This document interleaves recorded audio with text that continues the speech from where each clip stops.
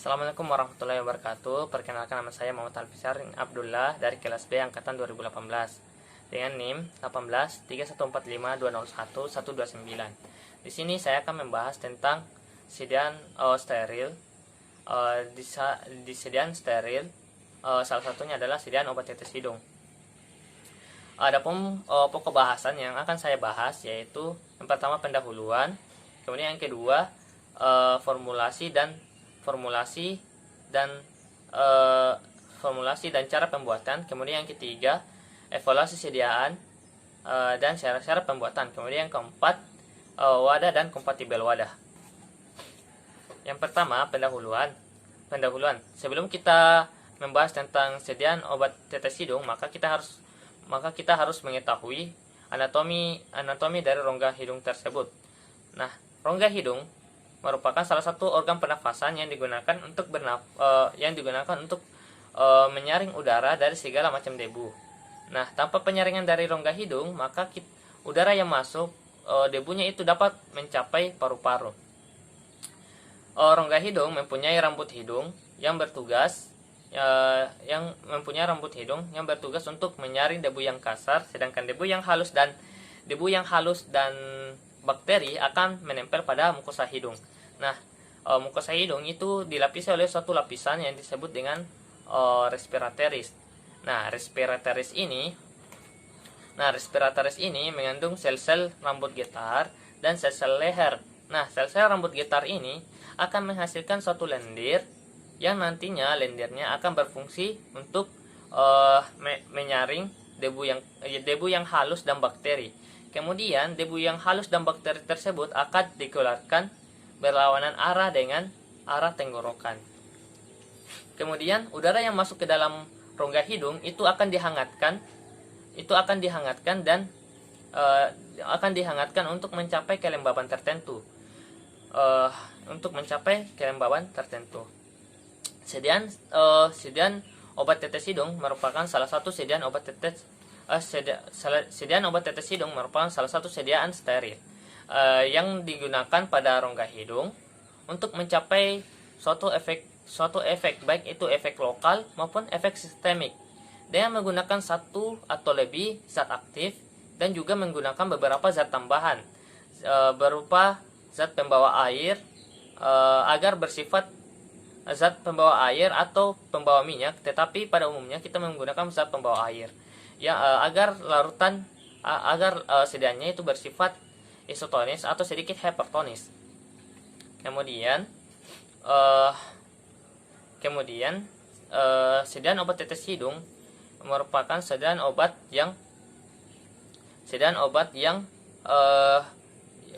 tetes yang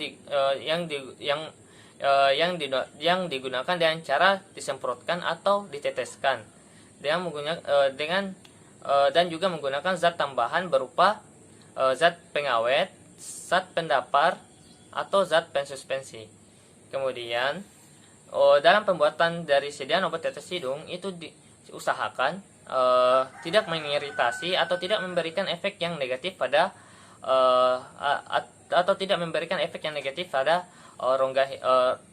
pada mukosa hidung dan silia yang terdapat di dalam rongga hidung.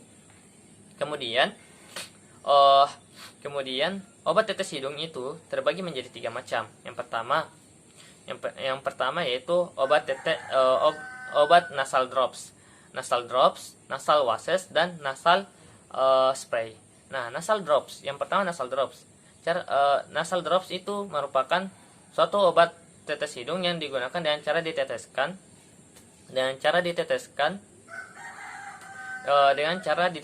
dan digunakan untuk mengobati atau meringankan inflamasi dari membran hidung. Kemudian yang kedua nasal spray. Nasal spray adalah sediaan obat hidung yang digunakan dengan cara disemprotkan pada rongga hidung. Yang digunakan untuk mengobati alergi hidung, alergi rinitis dan pengobatan sinusitis. Kemudian yang terakhir adalah nasal washes. Nah, nasal washes adalah sediaan obat hidung yang digunakan untuk yang digunakan untuk membersihkan silia hidung agar silia yang terdapat dalam hidung itu fungsinya itu terjaga dan kebersihannya itu terjaga dengan baik. Kemudian kita masuk pada cara menggunakan dari nasal drops. Nasal drops digunakan dengan cara yang pertama hembuskan nafas terlebih dahulu. Yang kedua, cuci tangan dengan menggunakan sabun. Cuci tangan dengan menggunakan sabun. Kemudian yang ketiga, setelah mencuci tangan, maka kita harus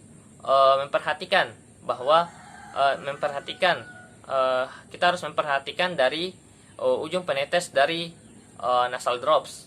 Apakah terdapat celah? Apakah terdapat pecah atau retak pada ujung penetes dari nasal drops tersebut? Setelah dicek, maka selanjutnya yang keempat yaitu kita harus menghindari tersentuhnya secara langsung antara ujung penetes dari nasal drops dengan rongga hidung kita. Kemudian yang kelima, atur posisi kepala dengan cara memiringkan ke belakang hingga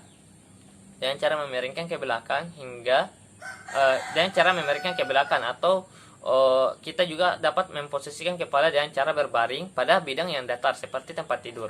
Nah, kemudian keenam, teteskan obat tetes dari nasal drops dengan dosis yang telah ditentukan. Kemudian setelah diteteskan, kemudian yang ketujuh, kita harus tekuk kembali ke posisi kepala kita ke arah ke depan atau ke arah lutut. Lalu kita gerakkan ke arah kiri dan ke kanan secara pelan. Lalu tahan posisi tersebut selama beberapa menit. Tujuannya agar obat yang telah diteteskan tersebut itu tersebar merata di dalam rongga hidung. Kemudian setelah ditahan beberapa menit, kita harus segera membersihkan ujung penetes dari nasal drops tersebut dengan membersihkannya dengan menggunakan air hangat. Lalu segera tutup. Setelah ditutup, maka kita harus mencuci tangan. Setelah mencuci tangan dengan menggunakan sabun hingga bersih. Hal-hal yang perlu diperhatikan dalam menggunakan nasal drops yaitu yang pertama, kita harus berhati-hati dalam menggunakan nasal drops. Kita harus berhati-hati dalam menggunakan nasal drops. Yang kedua, kita harus menggunakan dosis dari nasal drops sesuai dengan dosis yang telah ditentukan. Dan kemudian yang ketiga, kita harus menggunakan nasal drops dengan pada waktu yang telah ditentukan. Kemudian yang terakhir, simpan nasal drops dari jauh dari jangkauan anak-anak. Kemudian cara menggunakan nasal spray. Nah, cara menggunakan nasal spray yang pertama yaitu cuci hidung dan cuci tangan terlebih dahulu. Kemudian yang kedua, kocok botol semprot semprot atau nasal spray secara pelan-pelan. Kemudian yang ketiga, atur posisi kepala dan tutup salah satu lubang hidung dan miringkan sedikit kepala. Kemudian yang keempat, aturlah jarak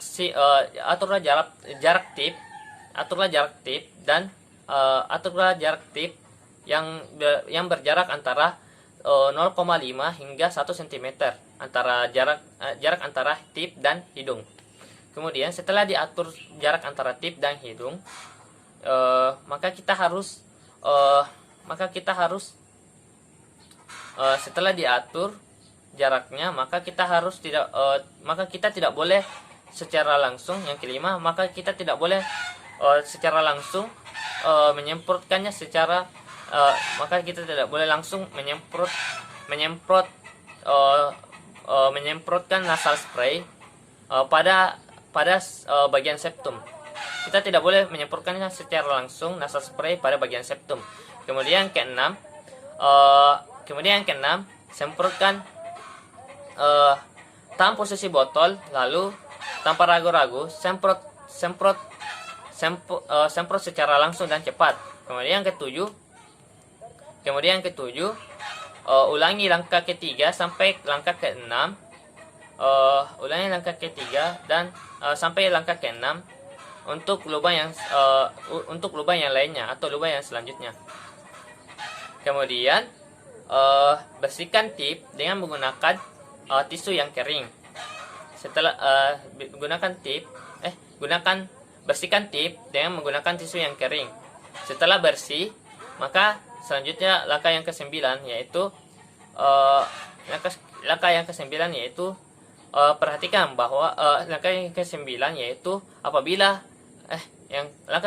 yaitu cuci tangan menggunakan sabun hingga bersih. Kemudian yang terakhir, perhatikan apabila alat tidak digunakan selama 14 hari atau lebih.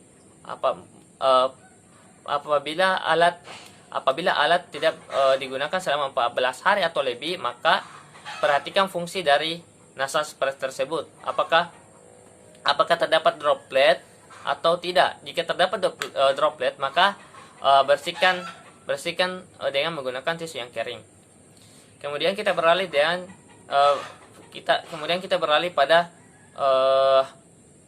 pada cara penggunaan nasal washes. Nah, nasal washes digunakan dengan cara siapkan alat yaitu suntik yang steril, yang tanpa suntik yang steril, tanpa menggunakan jarum. Kemudian kedua, siapkan bahan air yang bersih, dapat digunakan cairan infus atau larutan steril lainnya. Kemudian yang ketiga, siapkan larutan salin.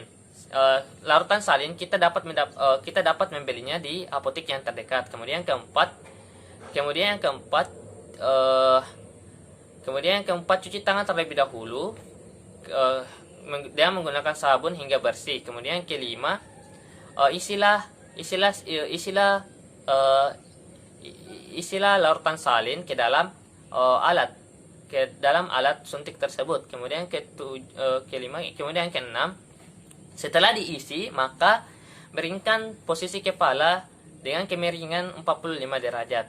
Lalu setelah itu langkah ke-6, kita semprotkan larutan salin ke dalam hidung. Kita semprotkan larutan salin ke dalam hidung. Lalu alirkan dari lubang yang disemprotkan ke lubang yang lainnya. Kemudian pada prosedur ini kita tidak boleh bernapas melalui hidung, tetapi kita harus bernapas melalui mulut. Kemudian yang ke-7, lakukan hal yang sama pada lubang yang lainnya yang belum disemprotkan. Kemudian yang terakhir, bersihkan sisa larutan salin yang telah keluar dari lubang hidung. Kemudian cuci tangan dia menggunakan tisu yang kering. Kemudian yang terakhir, cuci tangan, bersihkan tangan dengan menggunakan sabun hingga bersih. Adapun formulasi dari sediaan obat tetes hidung yaitu yang pertama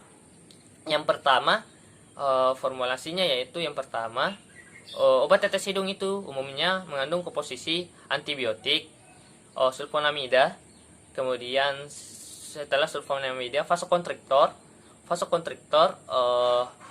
antiseptik dan anestetik lokal. Nah, formula umum terbagi menjadi dua dari sediaan obat tetes hidung, yaitu yang pertama, sediaan obat tetes hidung berupa larutan, dan sediaan obat tetes hidung berupa suspensi yang larutan terdiri dari zat aktif, zat pendapar, zat pelarut, zat pengisotonis, dan zat pengental. Kemudian sedangkan pada obat tetes hidung yang berupa suspensi terdiri dari zat aktif, zat pembawa, zat pensuspensi, zat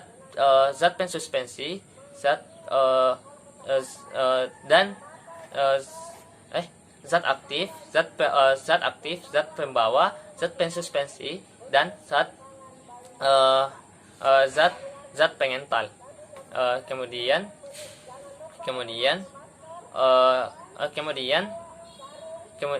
Kemudian setelah kita tahu bahwa setelah kita tahu formula umumnya, maka kita beralih pada zat tambahannya. Zat tambahan dari sediaan obat tetes hidung yang pertama yaitu zat tambahan berupa zat pembawa. Nah, zat pembawa yang digunakan pada obat tetes hidung pada umumnya digunakan pembawa air agar bersifat isotonis dan sedikit hipertonis. Nah, kita tidak boleh menggunakan zat pembawa minyak, baik itu minyak nabati maupun minyak mineral. Alasannya karena jika kita menggunakan zat pembawa minyak, maka bisa saja dari silia dari yang terdapat pada rongga hidung itu bisa terganggu fungsinya. Maka dari itu kita harus menjaga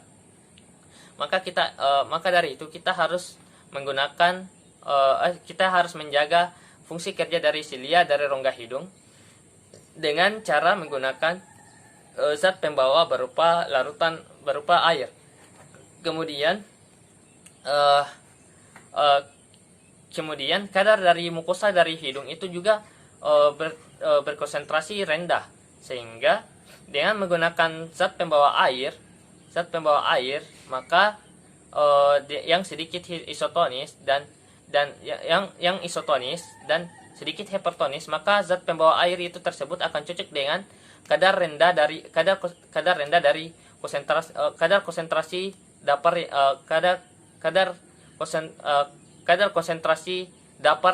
yang rendah tersebut,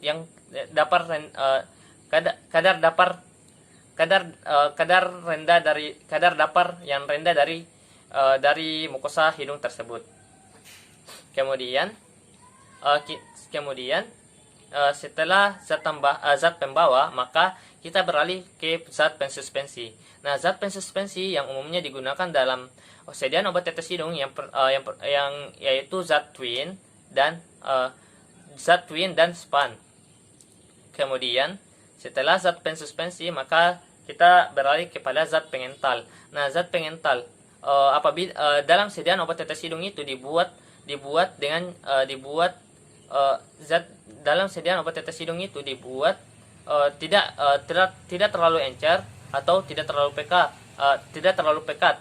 Karena jika terlalu encer atau terlalu pekat, maka sediaannya itu dapat mengiritasi dari rongga hidung kerja dari silia rongga hidung tersebut.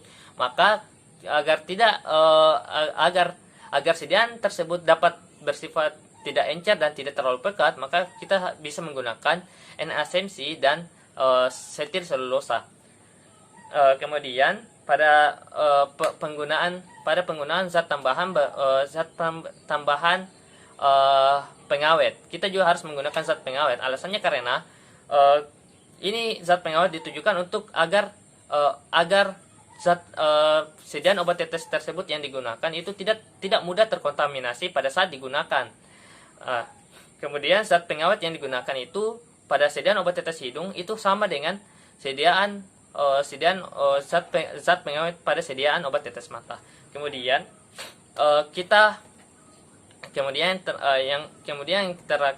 keempat itu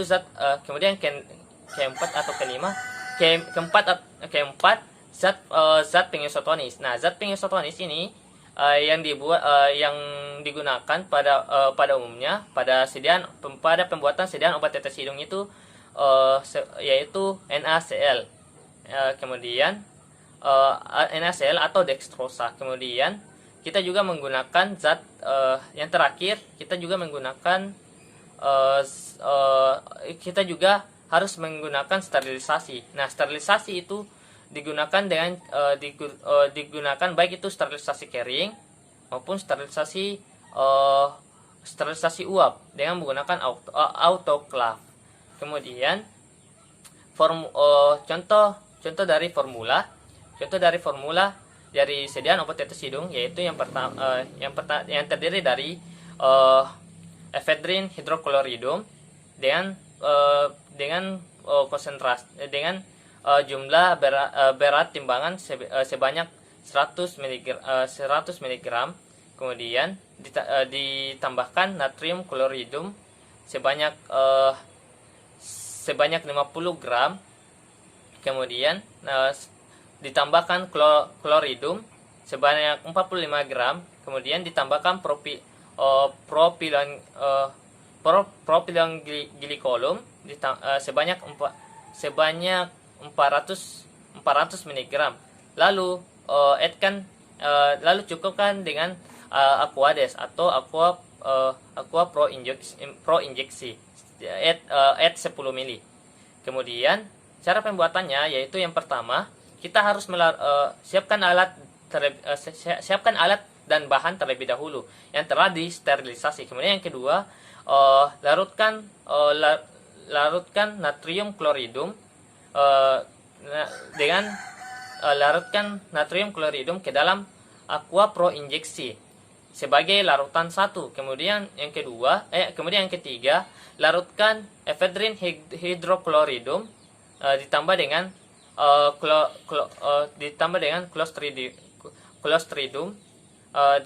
clostridium ke dalam, larutkan juga clostridium ke dalam aqua pro injeksi sebagai larutan kedua. Lalu tahap keempat itu campurkan larutan 1 dan larutan kedua, lalu dan homogenkan. Kemudian yang kelima, tambahkan zat pengawetnya yaitu propylenglycolum. Kemudian yang terakhir, setelah ditambahkan propylenglycolum, kita aduk dan homogenkan. Lalu kita tambahkan aqua pro injeksi dan cukupkan sampai hingga 10 ml. Setelah cara pembuatan, maka kita beralih ke evaluasi sediaan. Nah, evaluasi sediaan terdiri dari sterilisasi, penetapan pH, kemudian penetapan pH, penetapan volume, bobot,